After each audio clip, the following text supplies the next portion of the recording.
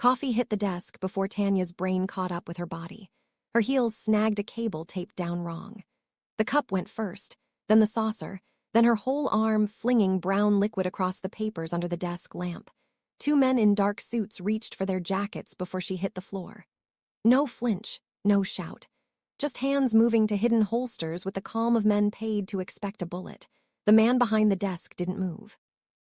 Choi Jae-hoon watched coffee bloom across a signature line, his own name half drowned in it, and said nothing. When his eyes found her sprawled against the ottoman, one shoe gone, his face did something unexpected. Not fury, interest, like she was a variable he hadn't accounted for. "I am so sorry." She grabbed napkins, dabbing at a stain going nowhere. "I swear I'm not usually, okay? I'm usually like this, but I'm good at literally everything else." "Stop," barely above a whisper. The room went still around it. Jae-hoon lifted the ruined page by one corner, angling it toward the light. His jaw shifted small, almost nothing, the look of a man who'd just seen something he wasn't meant to see yet. "Leave us," he told the guards. The door clicked shut. The new temp, not a question, was past tense feels right. She sat. Coffee dripped off her sleeve onto the leather. He wasn't looking at the chair, he was still reading the smear like it might tell him something new. "Every secretary I've hired in 3 years has quit within a week. One left during lunch, never came back for her jacket. Exactly a selling point. Should tell you something. That you're impossible to work for." The corner of his mouth twitched and vanished. "That most people read a room correctly. You apparently do not." "I read this room fine." She straightened despite the stain. "I read a man more worried about what got ruined on that paper than the disaster on his desk. That tells me plenty." Something flickered behind his eyes. He folded the contract in half then again and slid it into a drawer instead of the trash. "Grace will show you the supply closet. You start tomorrow. Try not to burn the building down." "I'm not fired. You're on probation." A pause. "There's a difference." Grace Villanueva was waiting in the hallway, glasses shoved into graying hair, hands moving like she was perpetually counting something. "You spilled coffee on Mr. Choi's desk." "A contract." He put it in his drawer instead of the trash. The color dropped out of Grace's face. Half a second, gone before Tanya could be sure she'd seen it. "Blazers in the supply closet. Second drawer." Grace's voice had gone flat, careful. "Mr. Choi does not tolerate carelessness." They passed a break room where two men cut off their Korean the moment Tanya walked by, a door with a keypad and no label. Outside, Manila sat gray under rain, jeepneys crawling through flooded streets, a vendor yanking a tarp over his cart. It looked like an ordinary city. It did not look like a place where men reached for guns over spilled coffee. She'd come to Manila to disappear after Atlanta, after Ray's consolidated, after she'd forwarded the wrong emails to the wrong person and watched her career cave in. Somewhere nobody knew her name. A boring desk job where nothing could go wrong twice. Instead, the one office in the city where everything could go wrong at once. By day 2, she jammed the copier and printed 400 pages of a document she couldn't read. By day 4, she'd called Jae-hoon, Mr. Chow, in front of a Chinese businessman and watched the room drop 10 degrees before Jae-hoon corrected her without looking up from his tea in a tone that made the man apologize to her. But she noticed things too. Ramon Trillo carried 2 phones, one in his desk, one that never left his jacket. Grace re-added the same column 3 mornings running, lips moving like the numbers kept refusing to behave. A courier came Tuesdays and Thursdays, never once on the visitor log, always out through the loading dock instead of the lobby. Jae-hoon caught her watching Ramon murmur into his second phone, back turned, from across the hall.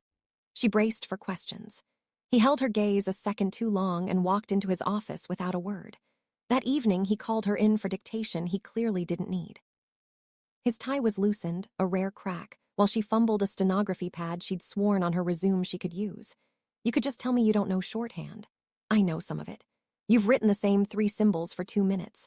She set the pad down. "Fine, I don't know shorthand. The recruiter said everyone exaggerates a little." Something in him loosened, not quite a laugh. "Most people pick a lie that's harder to catch." "I contain multitudes of bad decisions. Ask my last job." His eyes sharpened. "What happened at your last job?" "I found out the company was cooking the books. Reported it to the wrong person. Turned out he was the one doing the cooking. Fired within the week, officially for reasons that had nothing to do with any of that." She looked up and found him watching her without pity, something closer to recognition. "Nobody back home wanted to hire the woman who caused trouble, even though I was right. Instead, you found somewhere that terrifies everyone. I guess I have a type." He looked away first, voice dropping. Go home, Ms. Brooks, it's late. At the door, she paused. For what it's worth, I wasn't wrong about the fraud. I just trusted the wrong person with it. He didn't answer. Long after she'd gone, he sat with the drawer open, looking at the stained contract, and didn't close it for a long time. If you've ever been the person nobody expected much from, the one underestimated right up until it mattered, you already know why Tanya kept showing up. Stick around, because what she finds next changes everything. 3 weeks in, at a carinderia near the office, Tanya clocked a man who didn't belong, suit too clean, watch too expensive, eyes tracking the building across the street without seeming to move. He never stayed past 20 minutes. Once, when Ramon left early, collar up against the rain, the man watched him cross like he was confirming an appointment, not witnessing a coincidence. She filed it away and kept eating her sinigang. It would take weeks for that memory to mean anything.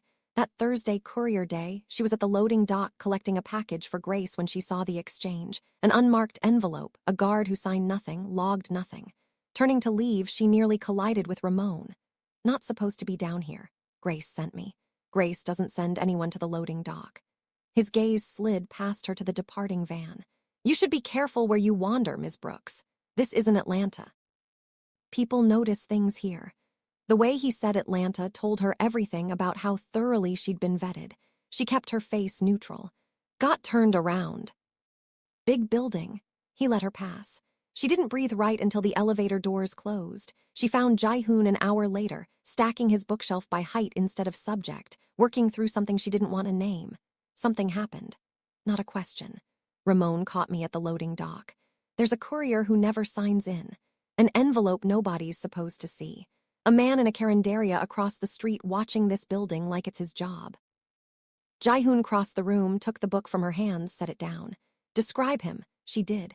His jaw tightened with every detail. That's my cousin's man or my cousin himself. D-sung watches things personally. He turned toward the window.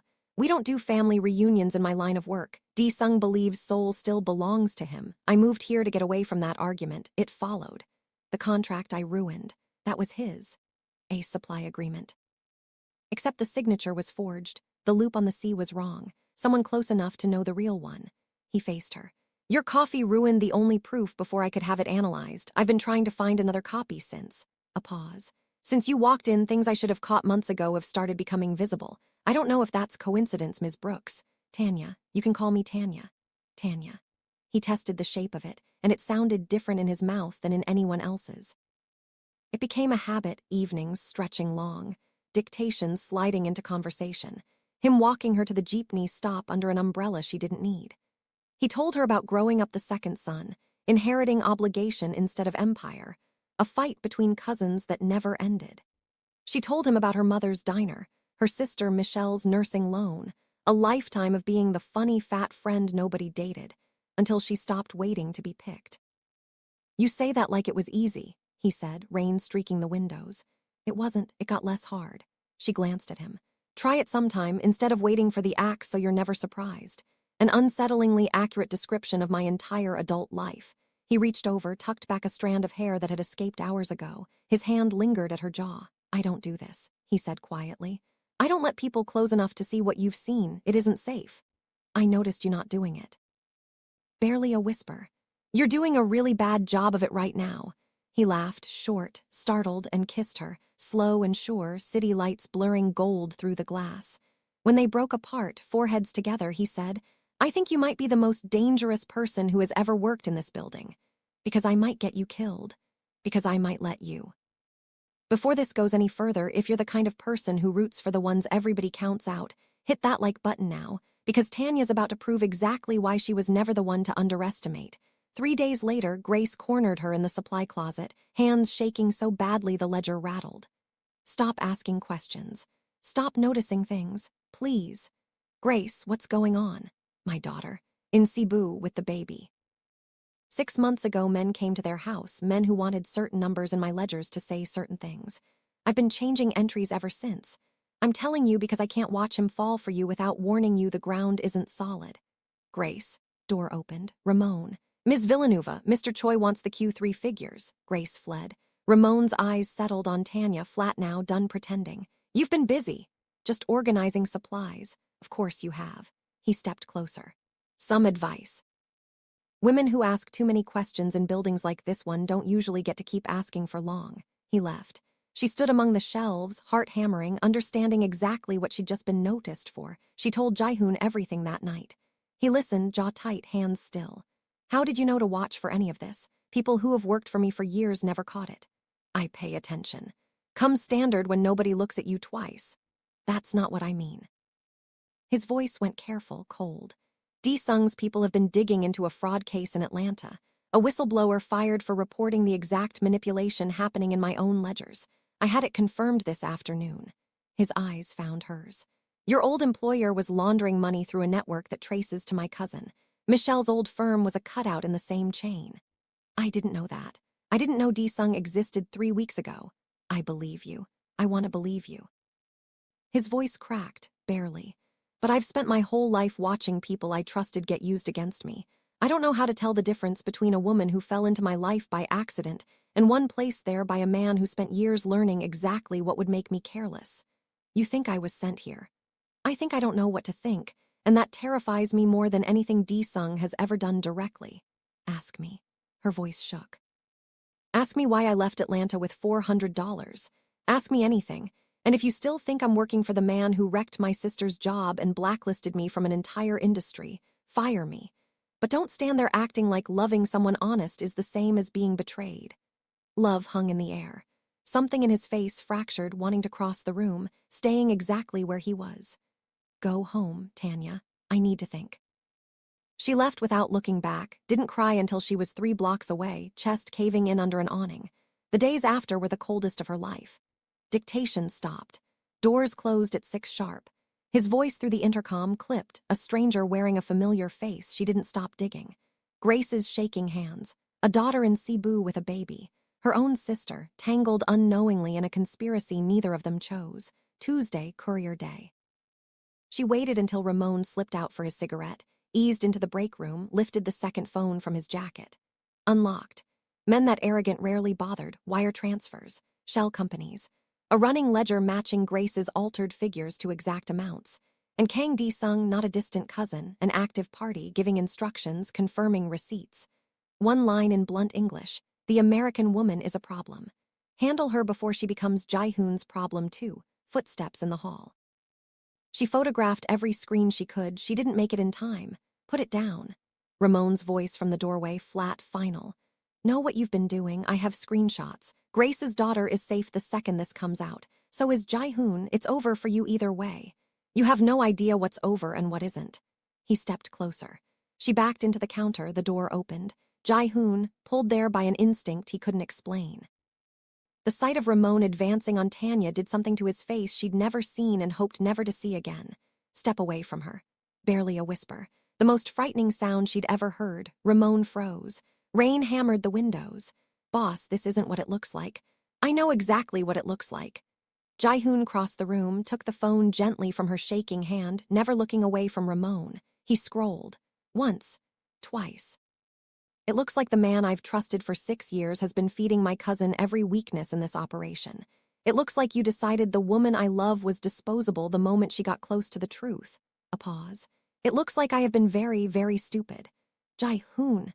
Not now. Gentle, a hand raised to steady her. Find Grace. Tell her she and her family are under my protection, effective tonight. Can you do that? She nodded and went. Behind her, his voice dropped into rapid, furious Korean she didn't need translated. By midnight, the syndicate's inner council had gathered, men arriving from 3 districts with faces set for war. Tanya stood at the back with Grace, both still shaking, while Jae-hoon laid the evidence across the table. Wire transfers, the forged contract finally confirmed fake, messages nomming D-Sung outright as the architect bleeding the Manila operation dry before folding it back under Seoul. Ramon has already confessed the rest, Jae-hoon said. In exchange for his life, more mercy than he offered the woman he tried to silence tonight. His eyes found Tanya at the back of the room. This organization survives because of a secretary everyone believed wouldn't last a week. Let the record show she has outlasted every person in this room who doubted her. A murmur moved down the table. Not quite approval. Something that might, given time, grow into respect. D-Sung wasn't in the room. He was in Seoul, already recalculating. That was a fight for another night. Tonight, the immediate danger had a name and a face, and was walked out of the building by men who an hour earlier had called him boss. Later, Tanya found Jaehoon alone in his office, the drawer with the coffee-stained contract still open. You kept it. Kept a great many things I probably shouldn't have. He looked up, the careful control finally, visibly, come apart. I'm sorry. For believing, even for a moment, that D-Sung could have manufactured someone like you. You were scared. She crossed the room. I get scared too. I just trip over furniture instead of shutting people out. I would very much like to spend the rest of my life learning which of your instincts to trust completely. He took her hand, no hesitation now, only certainty. Stay, not because the job requires it, because I do. I was always going to stay.